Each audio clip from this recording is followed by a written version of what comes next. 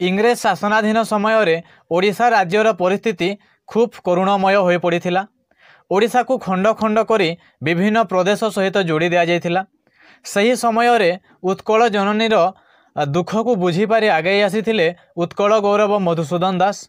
से ओडिशा को एकत्रित करने बा खंडितांश को जोड़ी ओडिशा प्रदेश गठन करने आप्राण उद्यम करथिले एवं तांको चेष्टा बल ओडिशा प्रदेश गठित होइथिला। तेबे सही समय सुप्त ओडिया जाति को जागृत करने बा ओडिया जातिर प्राणरे ओडिया जातिर हृदय रे जाति प्रेम भरीदेवाई उत्कल गौरव मधुसूदन दास केतेक पद्य रचना करथिले। सही पद्य बा कविता गुड़िकरू केतेक पद मु नहीं आसी। प्रकृत में कहवाकू गले मधुबाबू प्रत्येक पद ओडिया जाति पई अमूल्य अटे। तेबे तन्मध्यरु केतेक पद बाछिक मु आज नहीं आसी। आशा करुछि भिडियोटी शेष पर्यंत देखिबे एवं मधुबाबूंकर पद गुड़ी को सबुबेले मनरे रखिथिबे।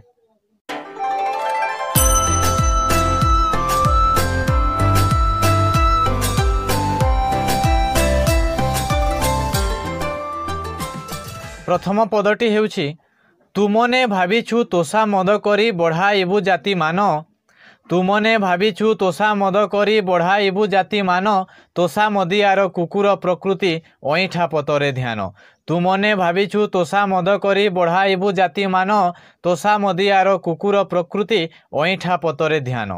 आउ गोटे अति जनप्रिय अति प्रसिद्ध तथा ओडिया जाति पई अति आवश्यक पद हेउछि उठरे उठरे उत्कल संतान उठिबु तु केते दिने। उठरे उठरे उत्कल संतान उठिबु तु केते दिने। पूर्व गौरव पूर्व साहस पड़िबो कि केबे मने। उठरे उठरे उत्कल संतान उठिबु तु केते दिने। पूर्व गौरव पूर्व साहस पड़िबो कि केबे मने। तत्कालीन ओडिया जातिर बा ओडिया मानकर परिस्थिति बा चिंताधारा उत्कल जननी को केते दुख देथिला ता उपरे गोटे पद इतिहास तुरी जगते घोषुछि मोर सुतंकर जस। इतिहास तुरी जगते घोषुछि मोर सुतंकर जस। तांकर वंशज घृणित ओडिया एहा मो कपाल दोष। इतिहास तुरी जगते घोषुछि मोर सुतंकर जस। तांकर वंशज घृणित ओडिया एहा मो कपाल दोष। आउ गोटे अति जनप्रिय पद माँ माँ बोली केते मु खोजिली माँ को पाइली नहीं। माँ माँ बोली केते मु खोजिली माँ को पाइली नहीं। भाई भाई बोली केते मु डाकिली नदेले उत्तर केही। माँ माँ बोली केते मु खोजिली माँ को पाइली नहीं। भाई भाई बोली केते मु डाकिली नदेले उत्तर केही। पुणी एक पद कोटिए संतान गोटिए स्वर रे जननी जननी डाक। कोटिए संतान गोटिए स्वर रे जननी जननी डाक। तृष्णारे कातर गगन को चाहे जेसने डाके चातक। प्रकृत में दुईटी पद को मु मिसैकी गोटे पद हिसाब से कहबी कहीं दुईटी पद न मिसिले संपूर्ण अर्थ बाहरी पारुनी। नाही मोर मान नाही मोर धन बदने लागिछि धूली। नाही मोर मान नाही मोर धन बदने लागिछि धूली। वीर प्रसविनी शोणित रहिछि तो शरीरे देवी ढाली। नाही मोर मान नाही मोर धन बदने लागिछि धूली। वीर प्रसविनी शोणित रहिछि तो शरीरे देवी ढाली। से शोणित बले बुद्धिर कौशले हेबु तुही कर्मवीर।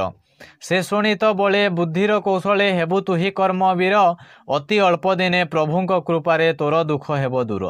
पुणी एक सुंदर पद जाति प्रेम बन्ही प्रज्वलित कर स्वार्थ को दियो आहुति। जाति प्रेम बन्ही प्रज्वलित कर स्वार्थ को दियो आहुति। स्वार्थ मेध यज्ञ चारिआडे नाच छाती को मिसाई छाती। जाति प्रेम बन्ही प्रज्वलित कर स्वार्थ को दियो आहुति।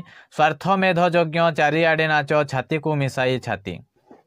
आउ एक पद हेउछि जातिर उन्नति से काहीं करिबो स्वार्थे जार व्यस्त मन। जातिर उन्नति से काहीं करिबो स्वार्थे जार व्यस्त मन। सागुणा बिलुआ चिकित्सक हेले सबकी पाइबो प्राण। आउ गोटे अति प्रसिद्ध पद हेउछि जाति नंदी घोष चलिबो कि भाई स्वार्थ को सारथी कले। जाति नंदी घोष चलिबो कि भाई स्वार्थ को सारथी कले। टाणे किरे गाड़ी दानार तोबड़ा घोड़ा मुहे बंधा थिले। जाति नंदी घोष चलिबो कि भाई स्वार्थ को सारथी कले। टाणे किरे गाड़ी दानार तोबड़ा घोड़ा मुहे बंधा थिले। आजिर एही भिडियो रे शेष पद एही सम्मेलनी जाति प्राण सिंधु कोटि प्राण बिंदु धरे। एही सम्मेलनी जाति प्राण सिंधु कोटि प्राण बिंदु धरे। तोर प्राण बिंदु मिसाई दे भाई डेई पड़ी सिंधु नीरे। प्रकृत रे मधुबाबू प्रत्येक पदरे प्रत्येक कवितार जाति प्रीति भरी होकर रही। ओडिया जाति ପାଇଁ आह्वान उद्बोधन भरी होकर रही। कविता जिते पाठ कले आहुरी आहुरी पढ़ा इच्छा हुए। मु आशा करुच्ची आज जिते पद मु आवृत्ति कली प्रत्येक पदर भावार्थ समस्ते बुझीपारे। जदि कौन पदर भावार्थ आपड़ बुझीपारि ना बा समस्त पदर भावार्थ जाना चाहूँगी तेबे कमेंट रे निश्चय लिखंतु। मु परवर्ती समय यही पदगुड़ी को बुझाई बा व्याख्या करी आउ एक वीडियो निश्चय करी। तेबे आजिर वीडियो रे एतिकी। धन्यवाद।